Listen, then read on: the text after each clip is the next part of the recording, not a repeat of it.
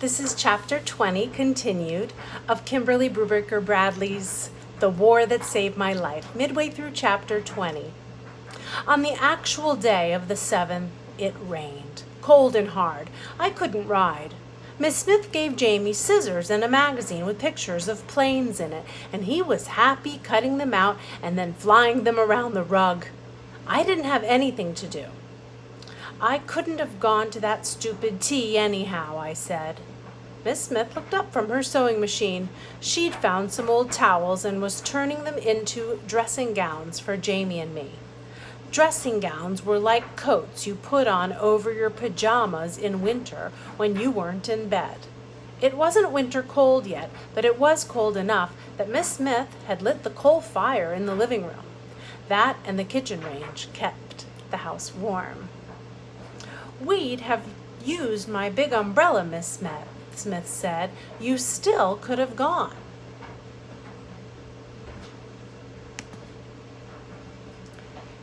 Can I go now? I asked. Miss Smith shook her head. Well, once you've given your answer, you can't change your mind, she said. It's not polite. I don't care about polite. Maybe not, she said crisply, but the Colonel does, and tea parties are about being polite. I stomped my crutch. It landed on one of Jamie's paper planes, smashing it into the rug. Jamie howled. I didn't care. Miss Smith got up. What's wrong with you? My stomach hurts.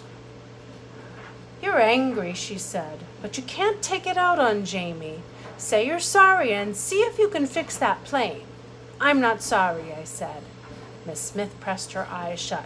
Say it anyhow, she said. No. Jamie, come here. Miss Smith sat down on the sofa and opened her arms, and Jamie crawled into her lap. Ever since she'd hugged him in the classroom, he'd been cuddling up to her. I could hardly stand it. Your sister's having a hard time, Miss Smith told him. She didn't mean to rip up your plane. I wanted to say I did too, only it was such a lie. I never meant to hurt Jamie. He just sometimes got in the way. But looking at him curled up on Miss Smith's lap made me want to scream. Nobody did that for me, except that Miss Smith patted the space beside her. Sit down, she said. No, really, sit. And then she put her arm around me and pulled me halfway over. She did. I was almost on her lap.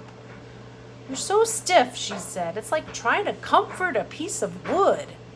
It felt very odd to have her touch me. Of course, it made me feel tense, but I didn't go away inside my head.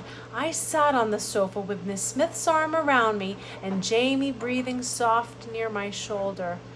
And I watched the coal fire flicker, and I stayed right there in that room.